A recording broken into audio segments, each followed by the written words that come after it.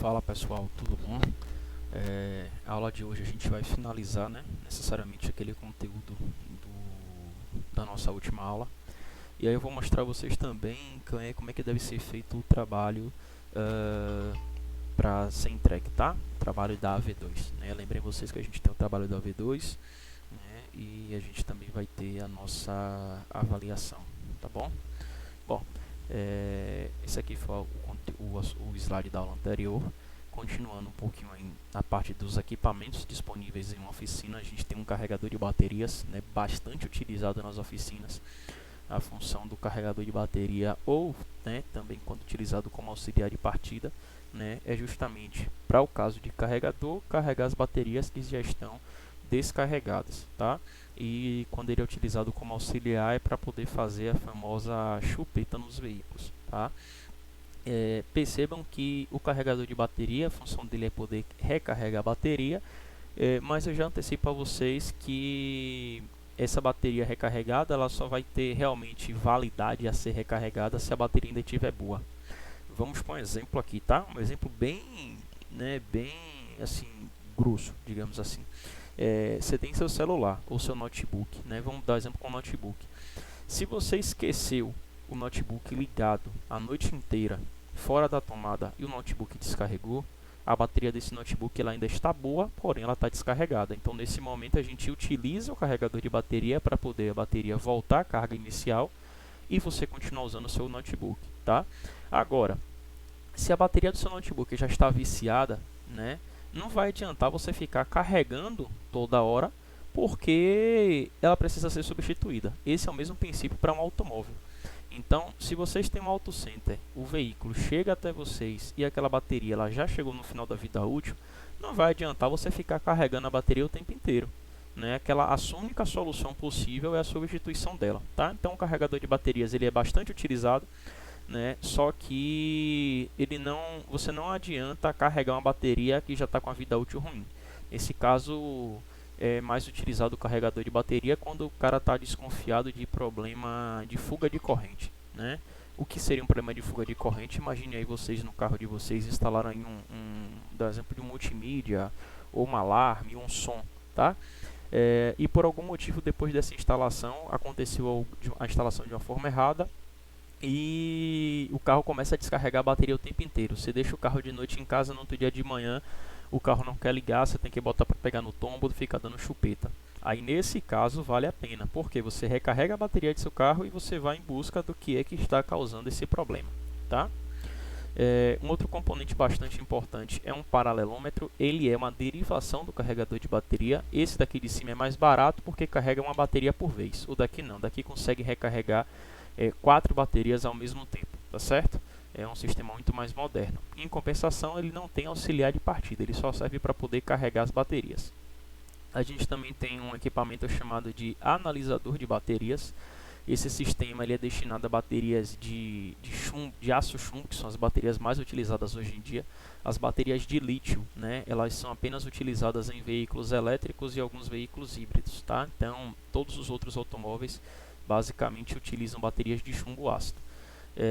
Então esse analisador elétrico ele vai tentar analisar a vida útil da bateria, né? É muito utilizado, basicamente todos os locais que vendem baterias tem um cara desse tipo, porém, todavia, entretanto, o analisador de bateria só vai conseguir garantir que a bateria está boa se a bateria estiver carregada, tá? Imagine que vou dar o mesmo exemplo, você chegou de manhã, bateu na chave e a bateria está zerada. Aí você bota o analisador elétrico para analisar a bateria. Se sua bateria está zerada, né, como é que você quer que o analisador elétrico aponte que a bateria está boa, né, ou seja, que ainda pode ser utilizada várias vezes? Então a bateria precisa estar, no mínimo, carregada. Aí quando ela estiver carregada, as funções do analisador elétrico elas vão permitir identificar se a bateria está carregada e só vai servir para o cara dar partida e depois tem que substituir, ou se de fato a bateria encontra-se com a vida útil dentro dos padrões, tá? O multímetro digital é uma ferramenta bastante utilizada, principalmente hoje em dia no automóvel. A gente já teve aula de multímetro, então por isso que está um slide bem breve aí. Então, para a gente conseguir fazer todas as medições elétricas é necessário um multímetro ou multiteste, tá? Então, ele é bem indispensável. um carrinho de ferramentas que vai auxiliar tanto no armazenamento e na redução de tempo. Então, em vez de você ter um quadro de ferramentas na sua oficina, você pode ter carrinhos de ferramentas e você deixar um carrinho de ferramenta por box, tá? Então a gente tem geralmente aí 115, 135, 150 ferramentas por carrinho. E aqueles quadros de ferramentas, vocês deixam as ferramentas que são tidas como especiais, que não são utilizadas toda hora, né? Muitos centros automotivos já oferecem lavadoras de alta pressão, né? Então são lavadoras de fato profissionais que auxiliam na lavagem do automóvel. Vejam que hoje os clientes estão cada vez mais exigentes e na verdade, você marcar com o cliente, pegar o carro do cara, consertar, lavar e devolver o carro, né, termina sendo um serviço que fideliza muitos clientes, tá? Mas aí o cara tem que fazer as contas para ver se isso vai ser de alguma forma ou de outra válido ou não. Seguindo nessa área de lavagem, a gente tem não uma lavadora de automóvel, mas uma lavadora de peça, tá? Eu tenho até que trocar o título ali, que está como lavadora de alta pressão. Na verdade é uma lavadora de peça, é uma bacia em que essa bacia internamente, essa parte aqui ó, de aço, ela sai, tá? Aí fica essa estrutura aqui de metal. Então internamente a gente tem um reservatório por onde a gente pode colocar alguma substância, que essa substância vai auxiliar na lavagem, né? Então geralmente está errado, mas o que se coloca é gasolina e diesel, né? O correto é um sabão especial, ou até mesmo em alguns casos querosene, para poder fazer a limpeza de diversas peças aqui dentro, tá? Aí você deixa a peça aqui em banho-maria e 2, 3 dias depois você pega e lava. Em alguns centros automotivos que não querem seguir o ramo de mecânica, mas sim de pintura, é necessário que se tenha uma cabine de pintura. Geralmente as cabines de pintura são bem caras, tá? O objetivo principal da cabine de pintura é garantir, né, um ambiente específico para que você consiga pintar o carro sem necessariamente ter interferências externas. Como assim? Imagina que você vai pintar o seu carro, aí você vai pintar na rua. Na rua passa vento, quando o vento passa e pega a tinta ainda sem ter secado, faz com que a tinta se disperse sobre o automóvel.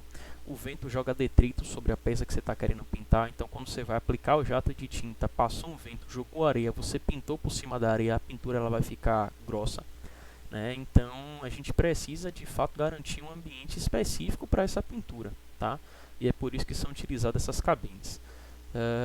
A cabine de pintura mais top de todas, né? Ela tem pressão positiva, né? Então dentro dela a pressão é maior do que a atmosférica e isso impede então a entrada de poeiras, tá? Existem as cabines que não tem isso, né? Então basicamente é uma sala, né, ou uma como é que eu posso dizer a vocês, uma estrutura fechada e aí o cara estaciona o carro e faz a pintura. Mas as mais tops elas têm essa pressão positiva para impedir a entrada de poeiras, tá? O fluxo de ar é vertical, descendente, né? É feito através de um sistema de insuflamento, né? Através desse piso aqui. Esse piso tem a função tanto de absorver a tinta que cai no solo, né? Quanto proporcionar esse fluxo de ar vertical descendente, tá? Né? Então descendente é o fluxo daqui de cima para baixo, tá bom? Deixa eu ver aqui mais aqui. A gente tem um spotter ou uma repuxadora, né? Basicamente é uma garrazinha que você solda na ponta aqui da peça a ser repuxada e aí você puxa com toda a força, né, para fazer com que os vincos do automóvel voltem ao local. Isso não é um martelinho de ouro, antes que vocês perguntem, né? Porque o martelinho de ouro é justamente você voltar a chapa à posição normal, uma vez que você não precise remover a tinta do local. Então você usa geralmente martelos que são de nylon, né, ou de plástico, de borracha para poder fazer isso. O spotter, o repuxador não. O repuxador você pega, você vai lixar a superfície que já está amassada. Aí a ponta do repuxador ela é meio que soldada, então por isso que ela é uma máquina, né? Na pontinha dela aqui, quando você aperta um botão, ela faz um ponto de solda e ela solda a ponta da máquina na chapa. E aí quando você puxa, você devolve a chapa para a posição normal, né? Depois disso, consequentemente, você vai ter que lixar mais uma vez para eliminar aquele ponto de de solda, e aí você vai precisar, né, fazer a pintura. Então vão ter todos os passos a passos, tá? Depois que você fez a pintura, né, para você poder acelerar a cura, né, garantir uma pintura mais profissional, a gente utiliza também painéis de secagem. Então ele tem lâmpadas especiais que ficam apontadas diretamente aí para aquela superfície que foi pintada, de forma a garantir que a pintura seque o mais rápido possível e você possa devolver isso para o automóvel. E claro, né, consequentemente, a gente tem a própria pistola para pintar o carro, né? A maioria das pistolas, se não todas, elas são pneumáticas, né? Então é uma ferramenta utilizada para pintar diversas superfícies, né, por meio de uma ação pulverizadora, né, sendo ótima opção para realizar serviço de forma prática, tá? A tinta ela fica aqui dentro desse recipiente, o cara aperta esse gatilho, embaixo aqui é que pega a linha pneumática e aí consegue fazer a pintura do nosso automóvel. Bom, galera, em termos de equipamento é isso, tá? Claro que existem diversos outros equipamentos em uma oficina, mas eu tentei também ser o mais generalista possível, né, para que vocês conheçam alguns deles. Infelizmente estava marcado uma visita a 2 concessionárias. Eu queria fazer uma visita lá na BMW ou na Volvo, né, uma dessas duas, e uma outra visita em uma concessionária de grande porte, mas por exemplo é uma da Chevrolet, uma da Hyundai, né, uma que não fosse premium. Infelizmente a gente não conseguiu por conta da pandemia. Muito provavelmente estaremos juntos em algum outro semestre ou próximo, né, que é o de setembro, ou o terceiro módulo de vocês. E aí quando a gente estiver na disciplina de sistemas automotivos 1, a gente tenta garantir essa visita em outro momento, tá?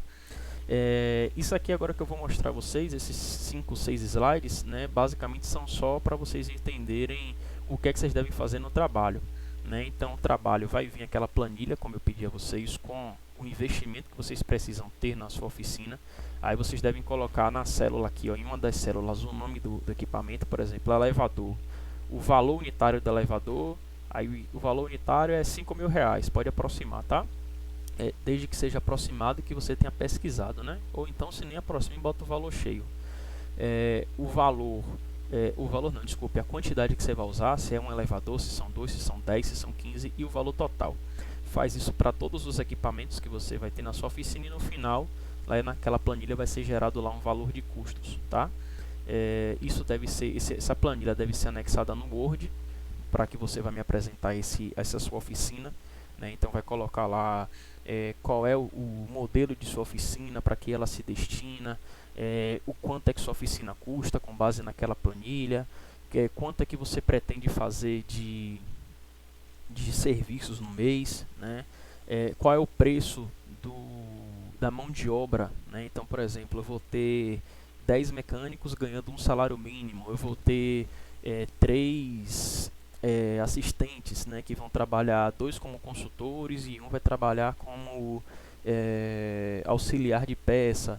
Eu vou ter 2 recepcionistas, eu vou ter um escritório de finanças, eu vou ter 4 seguranças. Então tem que colocar o salário dessa galera toda, né, para a gente entender na planilha, né, nas abas, quanto é de equipamento que eu preciso comprar. É 300 mil, é 400 mil, e quanto de funcionário eu tenho que gastar por mês, tá?